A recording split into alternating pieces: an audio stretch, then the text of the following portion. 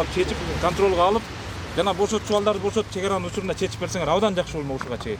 Тилекке каршы андай болмок тургай, мына кече күнү провокациянын 9 күн түн ичинде тажик тарап кылып атат, түн ичинде көк ташта мылтык атууларды кылып атат. Түнү менен бизге балдар чалып чыгышып атат, мына тиги тарапта ок атып баштады деп. Эртең менен келип 10да келип алып туруп жана күйгүзүүчү май куюлган бутылкаларды үйлөргө өргүтүп атат. Поджог кылган сүрөттөр интернеттин баарында жүрөт, көрүп атасыңар. Ошолорду кармап аркасынан иликтебей биздин милициялар менен ГКМдин оперлери барып алып туруп биздин өзүбүздүн ошол адилеттүүлүктү мындай бир ошол жерде тынчтыкты установить этсин деп чыккан балдарга жалаа жаап туруп четинен кармап атат. Эми ушул адилеттүүлүкпү, калыстыкпы? Өзүңөр айтпачы. Ошону да тажиктер айтса кармап кетип атпайбы? Ошо тажиктердин көрсөтмөсү менен кармап атат. Ооба да. Эгер ошондой мыйзамдуулукту кааласак, биринчи тажик тараптан кармап башташ керек. Провокацияны ким кылса ошол тараптан башташ керек. Тилекке каршы провокаторлорду эмес, чындыкты сүйлөгөн, ошол жерде бир калыстыкты сүйлөгөн балдарды кармап атат. Мына ошондон улам бүгүн бу жерде элдин баары чын-чынына келгенде нерв болуп отурат. Бизге деле кызык эмес ушул жерге нервничать этип отуруш, жаман жакшы айтышып. Ошол туугандар. Өзү негизинен Баткендик, лейлектик балдар туруп атат. Ошол эле мезгилде ошол региондон болбосок дагы, башка эле Таластан, Чүйдөн, Көлдүк балдар дагы ушул Баткендеги чегара маселесин ушундан бери чечилбей атканына өзүбүз жан дүйнөсү менен күйүп, бышып, мына бүгүнкү күндө Баткендик туугандардын укугун коргоо үчүн, ошолорго жардам берүү үчүн чегара коомдук бирикмесин уюштуруп, ушул жерде мына бүгүн митинг акцияларды өткөзүп атабыз. Эми 9-10 болгон маалыматтар боюнча журналисттер өзүңөр жакшы билесиңер, ошончо да бул камеранын алдында айтып коюш керек, жалпы элге кабар кенен жетсин. 9 күнү кечинде тажик тараптан биздин тарапка ок атуулар болуп атат. Түнү менен элди уктатпай тынчын алды. 10 күнү эртең менен элди эвакуациялап өкмөт ошол жерде ар бир көчөгө милиция органдарын жана пограничниктерди, ГКМдин оперлерин киргизип, баягы ситуацияны турукташтырып, элге поддержка болуунун ордуна элди ала качып атат. Бул эмне дегендик апарат? Бул психологиялык жактан биздин элди мындай коркок билиштикке түртүп атат. Демек, ошондой ситуацияны кайталай бере турган болсо, эртеңки күн ал жерде турган элдер көчүп качып кетүүгө да даяр болуп калат. Биз ошого каршы болуп аткан мезгилде, ал жерде элдер да каршы болуп чыгып аткан мезгилде, бийлик тарап ошолорго аркасынан көмөк көрсөтүп, поддержка болуштун ордуна кайрадан иш козгоп, алардын баарын жана кызыл кыяга чейин алып барып камап, ушундай туура эмес түшүнбөстүк иштерди кылып атат. Ошолордун ичинде жана Бердиев Зиядин, берке жана балдар жүрүп атат, Үсөн, Нурбек, Сапарбаевтар, Улукбек деген бир туугандар. Мына ушул балдарга негизсиз кармалганына байланыштуу бүгүн бирден бир талап ошол балдардын боштондугун талап кылып атабыз.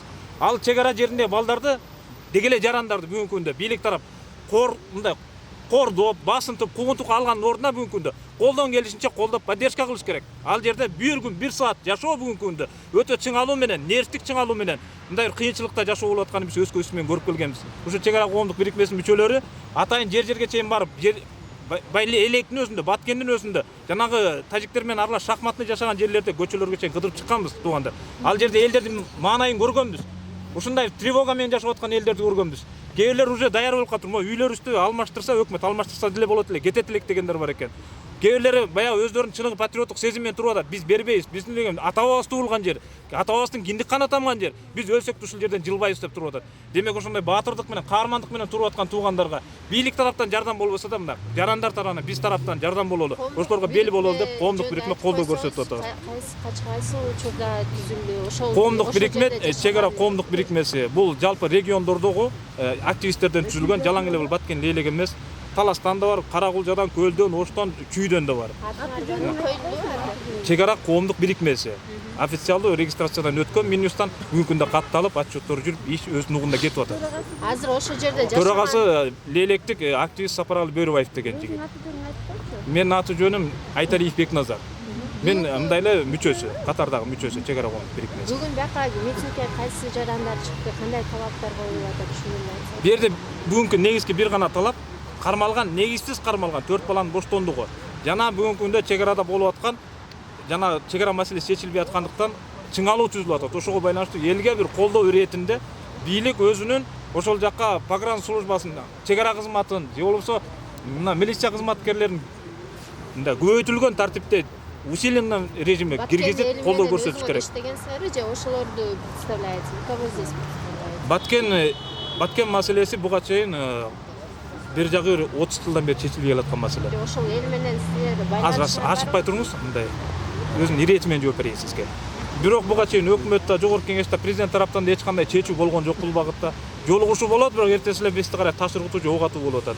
Мына ошондой нерселер көбөйүп кеткенине байланыштуу жарандык активисттер, эки жолку революциянын катышуучулары бул жерде жөн эле баягы пиар издеген жарандар эмес, атайын жеринен барып ошол маселе менен таанышып келгенбиз. Бир жум ошол жакта жүрүп келдик. Эми баса белгилеп айта кетүүчү нерсе бул жерде чек ара коомдук бирикмеси эч кандай саясий кызыкчылык же жеке пиар же хайп көздөбөйт туугандар. Ушуну туура түшүнүп койгула. Мына шайлоо келатат 2020. Шайлоо келатса төбөм көрүнө калсын, көзүм көрүнө калсын дегендер да көбөйдү. Чек ара маселеси бул ойной турган маселе эмес. Бул жеке пиар үчүн ойной турган маселе эмес.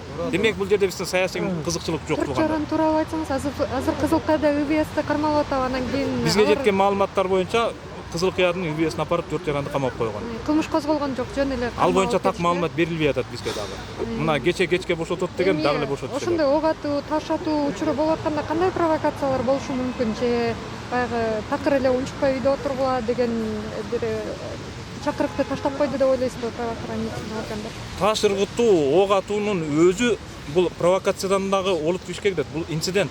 Чек арада болуп аткан инцидентке эми каршы ар бир жаран чыгат да. Эми көчөңдүн аркы бетинен эле сенин үйүңдү карата мылтык атып атса, бала бакыраң үчүндө чыгасың да, токтот акмак, мунун коюп болбойт бул деп чыгасың да. А ошентип чыккан балдарга жала жаап туруп кармап койгон жеткен бул. Биринчиден чала сабаттуулук, экинчиден чыккынчылык, эгер өзүнүн ишин билбеген болсо чыккынчылык, же болбосо бул эптеп бээлди алаксытып временно туруп туруш, анан кийин учуру келсе жерди берип коюш деген да маселе болушу мүмкүн мунун артында.